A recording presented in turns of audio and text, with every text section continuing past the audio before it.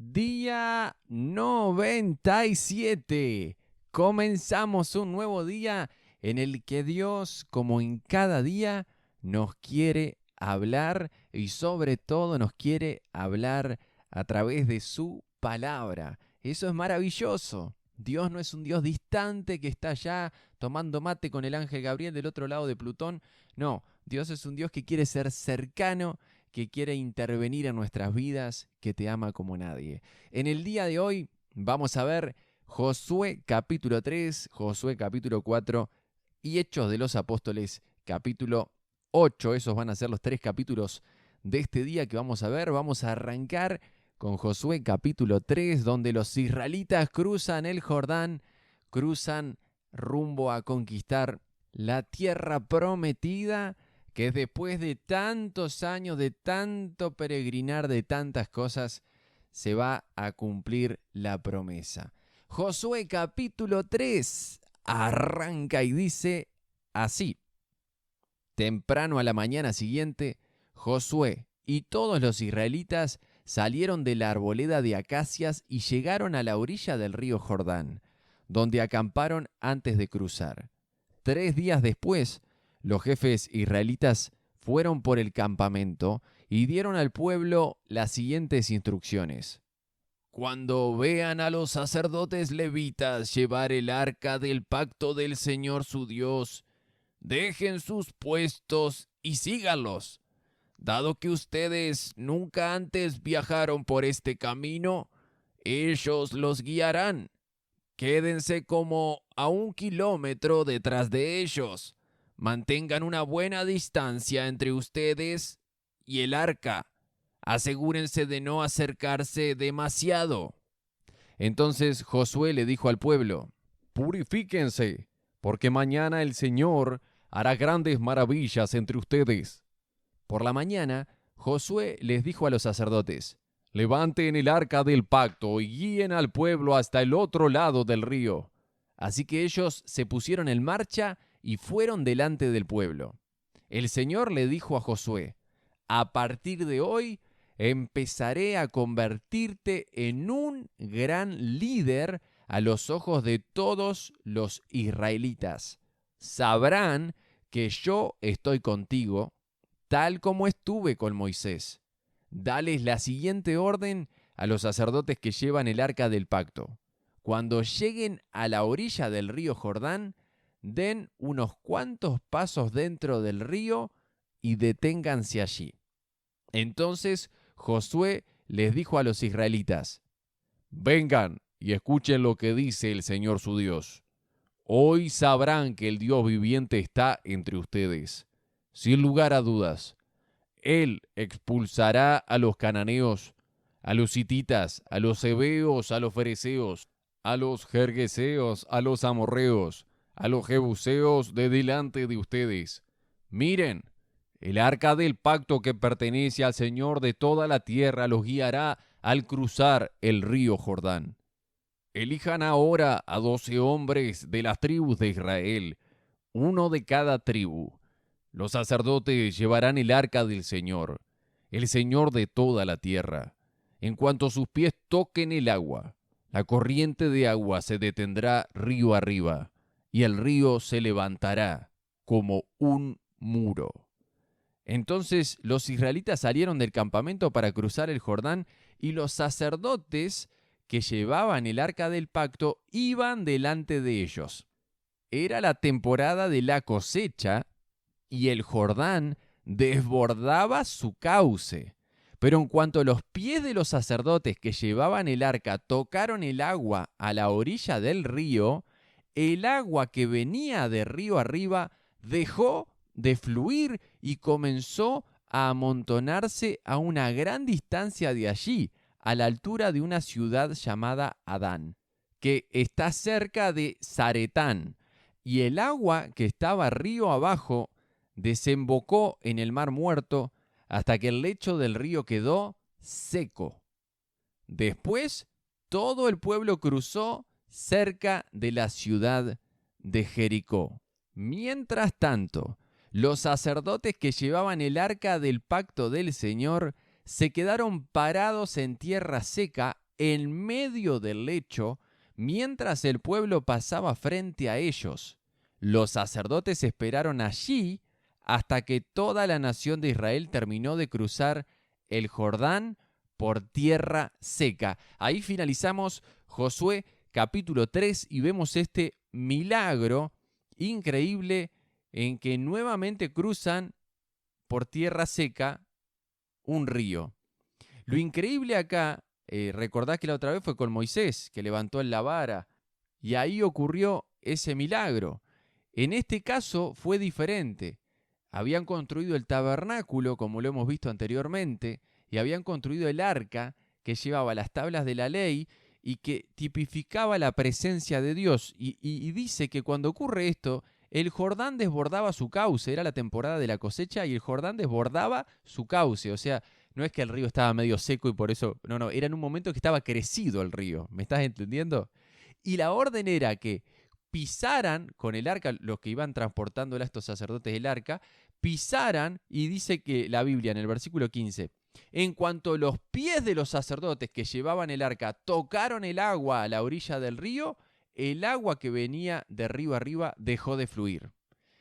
A mí me llama mucho la atención esto porque no es que les dijo, bueno, se paran a la orilla del río y bueno, y cuando llegan al lado de la orilla, ahí va a dejar de fluir el agua, el río se va a secar. No, cuando pisaron. Yo me imagino los sacerdotes que dicen, pero nos vamos a mojar.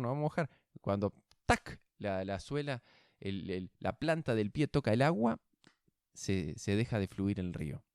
Y luego se quedan en el medio del Jordán hasta que todo el pueblo pasa. La presencia de Dios que llevaban ellos ahí se mantuvo en el medio del río. Yo creo que esto era muy significativo para los que iban caminando y pasando al lado del arca. Era para que les quedara la ficha, para que entendieran que si este milagro estaba ocurriendo, era por la presencia de Dios. Y es increíble porque así es Dios, ¿no? El primero que entra es su presencia y el último que sale de esto es Él. Pero todo el que iba pasando tenía que saber que si este milagro seguía ocurriendo y estaban pudiendo cruzar en seco, era porque la presencia de Dios estaba allí en el medio del río sosteniendo el milagro, ¿no? Y si milagros van a ocurrir en nuestra vida, es porque si le damos lugar a la presencia de Dios en medio de nosotros. Sin dar más vuelta, no te quiero predicar mucho, nos vamos para Josué capítulo 4, que dice lo siguiente. Una vez que todo el pueblo terminó de cruzar el Jordán, el Señor le dijo a Josué, ahora elige a 12 hombres, uno de cada tribu, diles, tomen 12 piedras del medio del Jordán, del mismo lugar donde están parados los sacerdotes, llévenlas al lugar donde van a acampar esta noche y amontónenlas allí. Entonces Josué convocó a los 12 hombres que había elegido, uno por cada tribu de Israel, les dijo, vayan a la mitad del Jordán, frente al arca del Señor su Dios. Cada uno de ustedes debe tomar una piedra y cargarla al hombro. Serán 12 piedras en total, una por cada tribu de Israel. Las usaremos para levantar un monumento conmemorativo. En el futuro, sus hijos les preguntarán, ¿qué significan estas piedras? Y ustedes podrán decirles, nos recuerdan que el río Jordán dejó de fluir cuando el arca del pacto del Señor cruzó por allí. Esas piedras quedarán como un recordatorio en el pueblo de Israel para siempre. Vamos a hacer un pequeño paréntesis acá. Qué linda la indicación de Dios. ¿Por qué? Porque somos de memoria frágil, somos de olvidarnos de las cosas en las que Dios ha intervenido en nuestras vidas. Y esto que iban a sacar estas piedras, esta orden que da Dios, para que sus hijos sepan que Dios hizo este milagro y por eso llegaron a esta tierra, porque el arca, la presencia de Dios, hizo el milagro.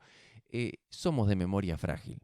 Entonces necesitamos poner piedra, o necesitamos sacar foto, recuerdo de cuando Dios ha intervenido en nuestra vida, de algo que le pedimos a Dios y hoy lo estamos disfrutando, porque después se nos olvida y después cuando vienen los momentos difíciles, uno puede volver, mirar ese monumento de piedras y decir, Dios estuvo en mi pasado, Dios va a estar en mi presente, Dios va a estar en mi futuro.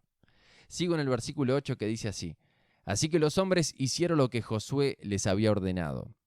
Tomaron 12 piedras del medio del río Jordán, una por cada tribu, tal como el Señor le había dicho a Josué. Las llevaron al lugar donde acamparon esa noche y construyeron allí el monumento. Josué también apiló otras 12 piedras a la mitad del Jordán, en el lugar donde estaban parados los sacerdotes que llevaban el arca del pacto, y las piedras siguen allí hasta el día de hoy. Los sacerdotes que llevaban el arca estuvieron en medio del río hasta que se llevaron a cabo todos los mandatos del Señor que Moisés le había dado a Josué. Mientras tanto, el pueblo se apresuró a cruzar el lecho del río. Y cuando todos estaban a salvo en la otra orilla, los sacerdotes terminaron de cruzar con el arca del Señor mientras el pueblo observaba. Los guerreros armados de la tribu de Rubén, de la tribu de Gad y de la media tribu de Manasés iban delante de los israelitas al cruzar el Jordán, tal como Moisés había indicado. Esos hombres armados, unos 40.000 en total, estaban listos para la guerra y el Señor iba con ellos mientras cruzaban hacia la llanura de Jericó. Ese día, el Señor convirtió a Josué en un gran líder a los ojos de todos los israelitas, quienes por el resto de su vida lo respetaron tanto como habían respetado a Moisés. El Señor le había dicho a Josué: ordénales a los sacerdotes que llevan el arca del pacto que salgan del lecho del río. Así que Josué dio la orden. En cuanto los sacerdotes que llevaban el arca del pacto del Señor salieron del lecho del río y sus pies pisaron tierra firme, las aguas del Jordán volvieron a fluir y desbordaron el cauce como antes. Pequeño paréntesis acá, tremendo, ¿no? Para que no quede duda. Inmediatamente, cuando pisaron para entrar, fue que se secó todo el fluir del río. Inmediatamente cuando pisan al salir, es que vuelve a fluir el cauce del río. Para que no quede duda de que fue la presencia de Dios la que hizo el milagro. Me preguntaba, y no tengo la respuesta, ¿cuánto tiempo habrán estado parados ahí los sacerdotes sosteniendo el arca mientras pasaba todo el pueblo, mientras sacaban las piedras después para hacer el monumento? Es una duda que tengo y una curiosidad, ¿no? Bueno, vamos a seguir con el versículo 19. El pueblo cruzó el Jordán el 10º día del primer mes, después acamparon en Gilgal, al oriente de Jericó. Fue allí, en Gilgal, donde Josué apiló las 12 piedras que había tomado del río Jordán. Entonces Josué les dijo a los israelitas: en el futuro, sus hijos preguntarán: ¿qué significan estas piedras? Y ustedes podrán decirles: aquí es donde los israelitas cruzaron el Jordán sobre tierra seca. Pues el Señor su Dios secó el río a la vista de ustedes y lo mantuvo seco hasta que todos cruzaran, tal como hizo con el Mar Rojo cuando lo secó hasta que todos terminamos de cruzar. Lo hizo para que todas las naciones de la tierra supieran que la mano del Señor es poderosa y para que ustedes temieran al Señor su Dios para siempre. Ahí finalizamos Josué capítulo 4 con estas palabras de Josué y nos vamos ahora para el Nuevo Testamento, para Hechos de los Apóstoles capítulo 8. Ayer vimos la muerte de Esteban, ¿recordás ese momento en el que lo apedrearon, en el que Esteban pudo perdonar aún en ese momento tan doloroso? Y yo te hablaba de eso, que para mí fue una vida exitosa, más allá de un final trágico así, fue una vida exitosa. Y vamos a ver cómo continúa esto. No sé si recordás, te voy a leer un pasaje de ayer. Hechos 7:58 dice: lo arrastraron fuera de la ciudad y comenzaron a apedrearlo. Sus acusadores se quitaron las túnicas y las pusieron a los pies de un joven que se llamaba Saulo. Ahora sí, hecho esta pequeña mención del día de ayer, arrancamos con Hechos de los Apóstoles capítulo 8, que dice así: Saulo fue uno de los testigos que estuvo totalmente de acuerdo con el asesinato de Esteban. ese día comenzó una gran ola de persecución que se extendió por toda la iglesia de Jerusalén, y todos los creyentes, excepto los apóstoles, fueron dispersados por las regiones de Judea y Samaria. Con profundo dolor, unos hombres consagrados enterraron a Esteban. Y Saulo iba por todas partes con la intención de acabar con la iglesia. Iba de casa en casa y sacaba a rastras tanto a hombres como a mujeres y los metía en la cárcel. Así que los creyentes que se esparcieron predicaban la buena noticia acerca de Jesús a donde quiera que iban. Quiero hacer un pequeño paréntesis acá. Esta persecución a la iglesia, aunque es algo feo, es algo horrible, ayer vimos que mataron a Esteban, es algo muy triste lo que ocurrió, pero todo esto tan feo, impulsado por Satanás y sus demonios para intentar destruir la obra de Dios, que la iglesia se extienda, en realidad estaba generando el efecto contrario, porque viste que te mencioné que se fueron algunos para Judea, otros para Samaria, y si recordamos el comienzo de Hechos de los Apóstoles, antes de Jesús ascender al cielo, les había dicho: me serán testigos en Jerusalén, en Judea, en Samaria y hasta los últimos rincones de la tierra. Entonces, esta persecución estaba trayendo algo bueno, que era que se estaban yendo de Jerusalén y estaban compartiendo el mensaje en otros lugares. Sigo en el versículo 5. Felipe, por ejemplo, se dirigió a la ciudad de Samaria y allí le contó a la gente acerca del Mesías. Las multitudes escuchaban atentamente a Felipe porque estaban deseosas de oír el mensaje y ver las señales milagrosas que él hacía. Muchos espíritus malignos fueron expulsados, los cuales gritaban cuando salían de sus víctimas, y muchos que habían sido paralíticos o cojos fueron sanados. Así que hubo mucha alegría en esa ciudad. Un hombre llamado Simón, quien por muchos años había sido hechicero allí, asombraba a la gente de Samaria y decía ser alguien importante. Todos, desde el más pequeño hasta el más grande, a menudo se referían a él como el grande, el poder de Dios. Lo escuchaban con atención porque por mucho tiempo él los había maravillado con su magia. Pero ahora la gente creyó el mensaje de Felipe sobre la buena noticia acerca del reino de Dios y del nombre de Jesucristo. Como resultado, se bautizaron muchos hombres y mujeres. Luego, el mismo Simón creyó y fue bautizado. Comenzó a seguir a Felipe a todos los lugares a donde él iba y estaba asombrado por las señales y los grandes milagros que Felipe hacía. Cuando los apóstoles de Jerusalén oyeron que la gente de Samaria había aceptado el mensaje de Dios, enviaron a Pedro y a Juan allá. Vamos a hacer un pequeño paréntesis acá. Samaria eran los samaritanos. ¿Recordás Juan capítulo 4 que esta mujer le decía a Jesús, cuando Jesús habló con la samaritana en ese pozo, le decía: pero no nos damos nosotros los judíos y los samaritanos? Entonces acá es lo increíble. Cuando los apóstoles de Jerusalén oyeron que la gente de Samaria había aceptado el mensaje, mandan a Pedro y a Juan allá. Pedro y Juan, que ya habían estado en Samaria cuando Jesús estuvo con esta mujer y se había quedado unos días en ese pueblo a hablarles del reino de Dios. Sigo en el versículo 15. En cuanto ellos llegaron, oraron por los nuevos creyentes para que recibieran el Espíritu Santo.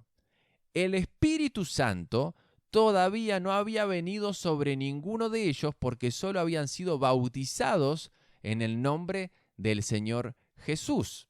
Entonces Pedro y Juan impusieron sus manos sobre esos creyentes y recibieron el Espíritu Santo. Vamos a hacer un paréntesis acá. Volvemos al comienzo de Hechos de los Apóstoles, que te hablé del bautismo en el Espíritu Santo.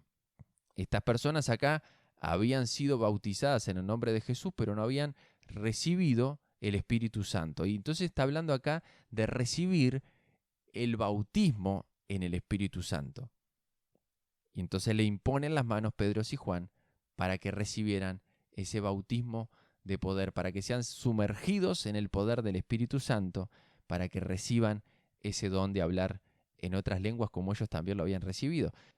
Era evidente, era visible que habían recibido algo, porque Simón el Mago, vamos a ver ahora, tiene una reacción a cuando ve lo que pasa con estas personas, que tal vez fue algo similar a lo que ocurrió en Hechos de los Apóstoles en el principio, que algunos parecían como borrachos, que tal vez algunos parecía que se caía, que vaya a saber qué es lo que vio, pero mirá lo que dice Simón el Mago cuando ve esta experiencia que estas personas reciben cuando Pedro y Juan les impusieron las manos. Dice en el versículo 18, cuando Simón vio que el Espíritu se recibía cuando los apóstoles imponían sus manos sobre la gente, les ofreció dinero para comprar ese poder. «Déjenme tener este poder también», exclamó, «para que cuando yo imponga mis manos sobre las personas reciban el Espíritu Santo». Pedro le respondió, «Que tu dinero se destruya junto contigo por pensar que es posible comprar el don de Dios. Tú no tienes parte ni derecho en esto, porque tu corazón no es recto delante de Dios. Arrepiéntete de tu maldad y ora al Señor. Tal vez Él perdone tus malos pensamientos, porque puedo ver que estás lleno de una profunda envidia y que el pecado te tiene cautivo.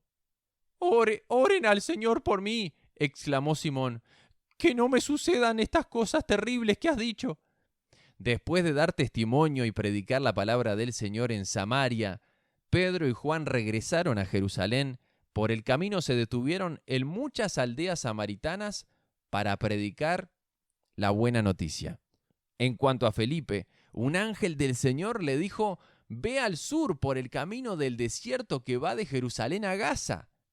Entonces él emprendió su viaje y se encontró con el tesorero de Etiopía, un eunuco de mucha autoridad bajo el mando de Cándace, la reina de Etiopía.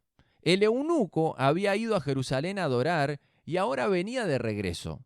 Sentado en su carruaje, leía en voz alta el libro del profeta Isaías. El Espíritu Santo le dijo a Felipe, «Acércate y camina junto al carruaje». Felipe se acercó corriendo y oyó que el hombre leía al profeta Isaías. Felipe le preguntó, «¿Entiendes lo que estás leyendo?» El hombre contestó, ¿Y cómo puedo entenderlo a menos que alguien me explique? Y le rogó a Felipe que subiera al carruaje y se sentara junto a él. El pasaje de la escritura que leía era el siguiente: «Como oveja fue llevado al matadero, y como cordero en silencio ante sus trasquiladores, no abrió su boca. Fue humillado y no le hicieron justicia. ¿Quién puede hablar de sus descendientes? Pues su vida fue quitada de la tierra». El eunuco le preguntó a Felipe, «Dime, ¿hablaba el profeta acerca de sí mismo o de alguien más?» Entonces, comenzando con esa misma porción de la escritura, Felipe le habló de la buena noticia acerca de Jesús. Mientras iban juntos, llegaron a un lugar donde había agua, y el eunuco dijo, «Mira, aquí hay agua. ¿Qué impide que yo sea bautizado?» Ordenó que detuvieran el carruaje. Descendieron al agua y Felipe lo bautizó. Cuando salieron del agua, el Espíritu del Señor arrebató a Felipe. El eunuco nunca más volvió a verlo, pero siguió su camino con mucha alegría. Entretanto, Felipe se encontró más al norte, en la ciudad de Azoto, predicó la buena noticia allí y en cada pueblo, a lo largo del camino, hasta que llegó a Cesarea. Ahí finalizamos la lectura del día de hoy. Y qué lindo cómo Felipe es guiado por el Espíritu Santo para acercarse a ese carruaje en el que iba ese eunuco que necesitaba escuchar de Jesús. Iba leyendo las palabras del profeta Isaías, un libro que vamos a ver más adelante en la Biblia, el libro de Isaías, en el que estaba profetizado ahí lo de Jesús, lo que Jesús iba a hacer por nosotros en la cruz. Y el Espíritu Santo necesitaba de Felipe, necesitaba de una persona que se acercara y le dijera, está hablando de Jesús. Jesús te ama, Jesús murió en la cruz por vos, Jesús puede perdonar tu pecado. Y el Espíritu Santo necesita de vos y necesita de mí para que le hablemos a otros de Jesús.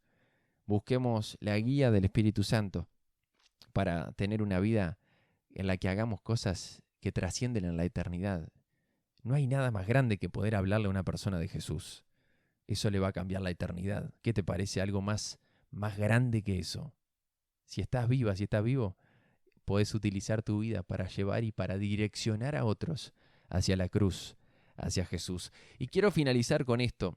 El eunuco, mientras entiende el mensaje, recibe a Cristo, dice, mira, allí hay agua, en el versículo 36. ¿Qué impide que yo sea bautizado? Ordenó que detuvieran el carruaje, descendieron al agua y Felipe lo bautizó. ¿Cuánto tiempo pasó para que esta persona que recibió a Cristo, cuántos cursos recibió para poder bautizarse? Nada, pasaron minutos. Entendió el mensaje, recibió a Jesús. Entendió que tenía que ser bautizado en obediencia a Dios. Yo fui bautizado de chiquito en la iglesia católica cuando era bebé, me bautizaron. Y después de grande a la iglesia evangélica entendí que yo tenía que tomar la decisión de bautizarme. Una decisión mía, no de lo que habían decidido mis papás antes. ¿Qué impide que yo sea bautizado?, dijo el eunuco. Ordenó que detuvieran el carruaje y ahí Felipe lo bautizó. En el mismo momento, inmediatamente después de que había entregado su vida a Jesús. Nos reencontraremos mañana para seguir aprendiendo más de la palabra de Dios. ¿Qué te parece? Abrazo grande. Que Dios te bendiga.